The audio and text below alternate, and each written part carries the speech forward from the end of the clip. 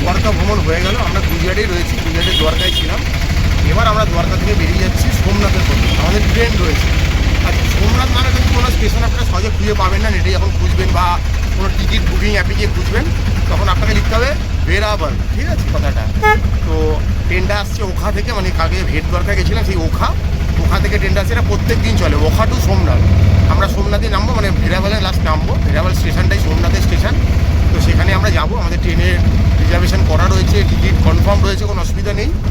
এই আমরা একটা অটো নিয়ে নিলাম। অটো 100 রুপিস নিচ্ছে। এটাই মানে যেহেতু এখানে রিজার্ভেশন, এখন তো অত শেয়ারিং সবসময় পাওয়া যায় না। এখানে ধরে নিচ্ছি এখান থেকে মোটামুটি এই মিনিট 15 ডিস্টেন্স হবে আর কি। এই 2 থেকে 3 কিলোমিটার ডিস্টেন্স হবে হয়তো এখান থেকে। এই ছিল আমাদের ঘোরাফেরা। তাহলে কেমন ঘোরা হলো?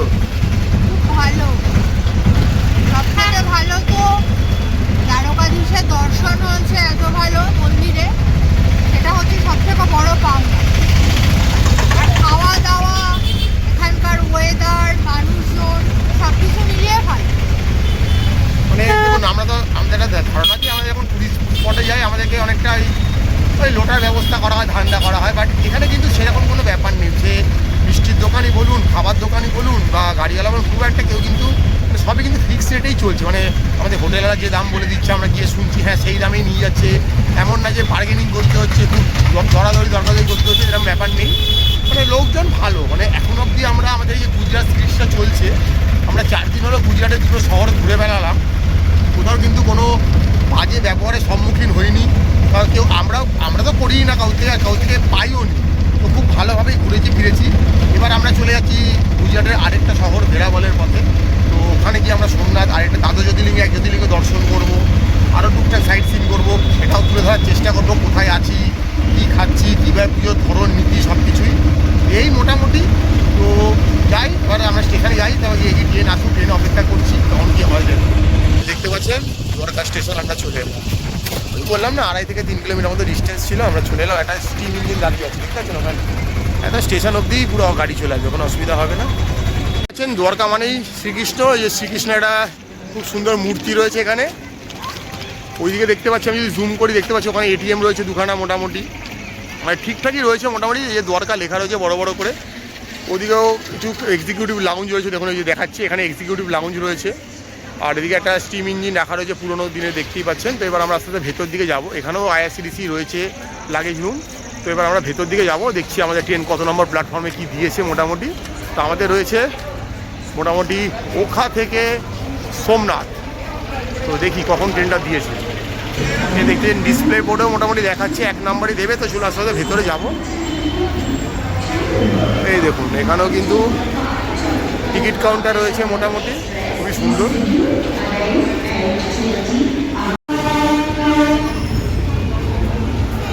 দেখতে পাচ্ছেন 19252 ওখা টু ভেরাবল চলে এসছে আমাদের। আমাদের কোচ রয়েছে M2-তে, কনফার্ম সিট রয়েছে, তাতে করে আমরা চলে যাব ভেরাবল বা সোমনাথের পথে। দেখতে পাচ্ছেন ঘড়িতে পুরো বাজে হচ্ছে কি 8:50। একদম পারফেক্ট টাইমে কিন্তু আমাদের ট্রেন ছেড়ে দিল হচ্ছে কি দ্বারকা স্টেশন থেকে ভেরাবলের পথে। টোটাল ট্রেনটা ওখা থেকে দ্বারকা মানে ভেরাবল অব্দি যাত্রাপথ হচ্ছে গিয়ে 447 কিলোমিটার, বলতে হয় 450 কিলোমিটার পুরো যাত্রাপথ। বাট আমরা হয়তো 28 কিলোমিটার গ্যাপ দিয়ে উঠেছি। মানে আমরা আর কি 420 কিলোমিটার যাত্রা করব এই ট্রেনটার মাধ্যমে। তো ট্রেনটা 8:50 ছাড়লো। কথা তো আছে কালকে আই থিঙ্ক একদম সকাল আর্লি মর্নিং ভোরই পৌঁছে যাবে, যদি কোনোভাবে লেট না করে। মাঝে বোধহয় 8 থেকে 10টা স্টপেজ রয়েছে। জামনগর আছে, এরকম বেশ বড় বড় কিছু স্টেশন, জুনাগড় আছে, কিছু বড় বড় স্টেশন রয়েছে। তো মোটামুটি চলেছি আমরা এখন বলতে পারেন গুজরাটের একটা পার্ট থেকে আরেকটা পার্টের দিকে। মানে গুজরাটের আরেকটা জনপ্রিয়তম শহর ভেরাবল, যেখানে রয়েছে সোমনাথ, দ্বাদশ জ্যোতির্লিঙ্গের অন্যতম এবং প্রথম জ্যোতির্লিঙ্গ বলা হয়, সেটা দেখতেই চলেছি। তো খুব এক্সাইটেড রয়েছি, যেটা কাল সকালই হয়তো আরেকটা জ্যোতির্লিঙ্গ দর্শন হয়ে যাবে। এবং খুব ভালো খবর যে কাল আমার 12তম জ্যোতির্লিঙ্গ দর্শন সম্পূর্ণ হবে। 4টে ধাম তো কমপ্লিট করলাম, এবার 12তম জ্যোতির্লিঙ্গ দর্শন করবো। রাতের ট্রেনে কিছু দেখার নেই। এই যে ম্যাডামও বসে পড়েছে, আমিও বসে পড়েছি ট্রেনে। মোটামুটি যার সিট সেই বসেছে, অযাচিত কোনো লোক আপাতত নেই। আর সেইভাবে দেখানোর কিছু নেই, আমরা খাওয়া দাওয়া করেই উঠেছি। এবার একটু গল্প গুজব করবো, 10টার দিকে হয়তো শুয়ে পড়বো। এইসব ট্রেনে কিছু দেখানোর থাকে না রাত্রিবেলা হয়ে গেলে, কারণ দেখুন কাছ থেকে শুধু রিফ্লেক্টই হচ্ছে, আর কিছু হচ্ছে না। এই মোটামুটি বলা রইল, যদি জেগে থাকি কোনো বড় স্টেশন আসে দেখাবো। এই দেখতে পাচ্ছেন ভেরাবাল জাংশন, এখান থেকেই মোটামুটি সোমনাথ যেতে হয়। সোমনাথের জন্য একটা স্টেশন রয়েছে, বাট সেটা সেইভাবে কমার্শিয়াল নয়, বা এই বড়ো বড়ো ট্রেনগুলো এখন অবধি সেখানে পৌঁছায় না, যার জন্য আমাদেরকে ভেরাবেলেই নামতে হয়। এটি হচ্ছে গিয়ে ব্যাপার। তো আমাদের ট্রেন এখানে চলে এসছে, আমাদের ট্রেন আমাদেরকে নামিয়ে দিয়েছে। আসার কথা ছিল, মানে শিডিউল টাইম ছিল 5:15, কিন্তু 4:35 ট্রেন চলে এসছে, মানে অনেকক্ষণ হাতে সময় থাকতেই ট্রেন কিন্তু পৌঁছে গেছে। আর ওইদিকে দেখছেন এই যে লাল কোচগুলো দাঁড়িয়ে আছে, এগুলো হচ্ছে মিটার গেজ ট্রেন, ঠিক আছে। মানে আমাদের যেমন টয় ট্রেন চলে ওরকম মিটার গেজ ট্রেন। এই ট্রেনেও আমরা যাত্রা করব, সেটা পরে দেখাবো আপনাদেরকে। বাট এই মুহূর্তে আমরা এতে চলে এসেছি ওখা থেকে সোমনাথ অবধি। তো এখন এত ভোরে চলে এসেছি যে কী করে বোঝা যাচ্ছে, তো একটু বসবো আমরা স্টেশনে। তো মোটামুটি ওই যে বললাম 450 কিলোমিটারের পথ ছিল, বাট ট্রেনটা চলে এসছে অনেকক্ষণ আগেই। 5:15 শিডিউল টাইম থাকলেও ট্রেন কিন্তু আমাদের চলে এসছে 4:30 সময়। মোটামুটি 45 মিনিট আগে ট্রেন ঢুকিয়ে দিয়েছে, যদিও ট্রেনটাতে অনেক বেশি টাইম দেওয়া আছে। ট্রেনটা যদি চাইতো হয়তো 3:30 4টের মধ্যেও ঢুকে যেতে পারতো, কারণ অনেক স্টেশন, বিশেষ করে যেমন জামনগর, রাজকোট, এই যে বড়ো বড়ো স্টেশনগুলো, এখানে কিন্তু অনেকক্ষণ করে ট্রেনটা দাঁড়িয়েছিল। তো ট্রেনটাতে অনেকটা টাইম এক্সট্রা দিয়ে রাখা রয়েছে আর কি, কারণ 450 কিলোমিটার আসতে বেশি সময় লাগার কথা নয়। আর এদিকে যেহেতু এত ট্রেনের ট্রাফিক থাকে না, তাই ইজিলি ট্রেনগুলো রাত্রে কভার করতে পারে, আমাদের মতো শহরে যে ভিড়টা থাকে সেটা থাকে না। তো এই হচ্ছে গিয়ে মোটামুটি ব্যাপার। আপনারা দেখেছিলেন যে আমরা কালকে রাত্রিরে দ্বারকা থেকে ট্রেনে চেপেছিলাম, ট্রেন 8:50 রাইট টাইমে ছেড়েছিল। ট্রেন এবার এসে আমাদেরকে নামিয়ে দিয়েছে এখন ভেরাবেলে, অর্থাৎ বলতে পারেন এই মুহূর্তে আমরা সৌরাষ্ট্রে চলে এসেছি আর কি, ঠিক আছে। মানে গুজরাটেরই একটা পোর্শনে চলে এসেছি, যেটা হচ্ছে কি ভেরাবেল। এখান থেকে আমরা যাব দ্বাদশ জ্যোতির্লিঙ্গে এক জ্যোতির্লিঙ্গ সোমনাথ দর্শন করতে। তো মোটামুটি অনেকটাই সকাল এখন আর কি। আর প্ল্যাটফর্মগুলো খুবই অন্ধকার টাইপের, মানে এত বড় একটা জায়গা কেন এত ডেভেলপ নয়, এটা একটা প্রশ্ন।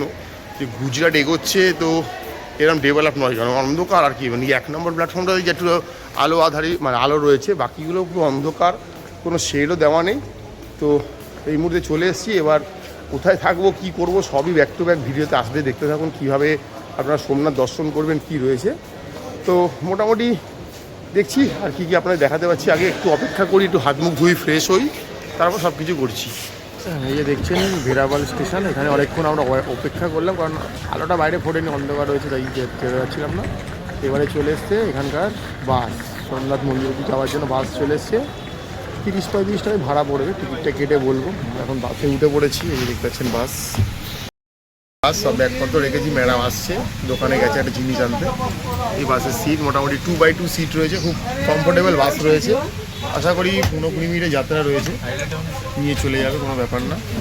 তো দেখা যাক কখন গিয়ে পৌঁছাচ্ছি। এখন ঘড়িতে বাজছে হচ্ছে গিয়ে 6:45 মতো। আমরা এসছি কিন্তু সেই ধরে 4:30। মোটামুটি 2.5 ঘন্টা মতো আমরা স্টেশনেই বসে কাটিয়ে দিলাম, কারণ বাইরে বেরালে অন্ধকার রয়েছে। এবার স্টেশনের বাইরে অটোওয়ালারা বলছে গোটা অটো রিজার্ভ নিতে হবে, মোটামুটি 250 থেকে 300 টাকা দিয়ে। একটা অটোতে 10 জন ধরে, বলছে 10 জনের ভাড়া আপনাকেই দিতে হবে যেতে গেলে, আর শেয়ারিং হলে আপনাকেই লোক খুঁজে নিয়ে আসতে হবে, ওরা কোনো দায় নিতে রাজি নয়। এবার কোথায় যাবো, যেন বসেই ছিলাম এখানে প্ল্যাটফর্মে। এবারে মোটামুটি রেডি হয়ে গেছি, বাস এসে গেছে। বাসটা আগেও একবার এসেছিলো, বাট আমরা ভরে গেছিলো বলে আর আমরা উঠতে পারিনি। বাসটা প্রত্যেক আধ ঘন্টা 40 মিনিট পরপরই পাওয়া যাচ্ছে আর কি। 5টার পর থেকে বাসটা চালু হয়ে যায়, মোটামুটি চলে হয়তো। এই বাসে করেই চলে যাবো, 20-30 টাকায় পড়বে যেমন পড়ে আর কি ভাড়া। তো এবার আমরা চলেছি ভেরাবল থেকে একদম দ্বাদশ জ্যোতির্লিঙ্গের প্রথম জ্যোতির্লিঙ্গ এবং খুব প্রসিদ্ধ এক জ্যোতির্লিঙ্গ সোমনাথের পথে। ওখানে গিয়ে কোথায় যাচ্ছি, কী করছি, সবই তুলে ধরার চেষ্টা করবো। তো দেখা যাক কী অপেক্ষা করে রয়েছে আপনার জন্য, আপনারা কী দেখাতে পারি আপনাদেরকে, দেখতে থাকুন। হচ্ছেন এই বাসে করে আমরা এলাম। তো আমাদের বাসের টিকিট পড়লো হচ্ছে গিয়ে 20 টাকা করে, এক একজনে 20 টাকা, দুজনে 40 টাকা বললো। যে রাস্তা দিয়ে আমরা এলাম সেই রাস্তাটা খুবই সুন্দর ছিল, দেখাতে পারলাম না যেহেতু সব কাজ টাজ তোলা ছিল। একদম কমপ্লেক্সের সামনে এসে দাঁড় করিয়েছে বাসটা। তো এই পিছনে দেখুন এই ধ্বজটা উঠছে, এটাই কিন্তু সোমনাথ মন্দির, ঠিক আছে। আমরা যাবো যখন তখন দেখতে পাবেন আপনারা। তো মোটামুটি এখানে চলে এসেছি আমরা, 20 টাকা ভাড়া পড়লো। 11 কিলোমিটার পথ অতিক্রম করে এসেছি। দেখুন এখানে কিন্তু দেখছি মাইকও কিন্তু রুমের জন্য অ্যানাউন্সমেন্ট করছে। দেখুন এই একটা বাস এলো, এই একটা বাস, এটা একটা মিউনিসিপ্যালিটি বাসটা চালাচ্ছে। ভোর 5টা থেকে শুরু হয়ে যায়, মানে ভেরাবাল থেকেও পাওয়া যাবে, সোমনাথ থেকেও পাওয়া যাবে। প্রত্যেক 1 ঘন্টা পর পর এই বাসটা চলে, মানে ট্রেনের টাইম বুঝে। তো এই মুহূর্তে আমরা চলে এসেছি এখানে। এবার এখানে দেখবো কোথায় কি থাকছি, কি করছি। তো এই মুহূর্তে আমরা দাঁড়িয়ে আছি দ্বাদশ জ্যোতির্লিঙ্গের সব থেকে প্রথম জ্যোতির্লিঙ্গ সোমনাথের বুকে, একদম সোমনাথের সামনে। দেখতেই পাচ্ছি সোমনাথ ধ্বজা উঠছে। তো এই ছিল আমাদের মোটামুটি দ্বারকা থেকে সোমনাথ আসার গল্প। এবার দেখছি কোথায় কি থাকবো সবই আপনার তুলে ধরার চেষ্টা করবো, দেখতে তখন ম্যাপেল।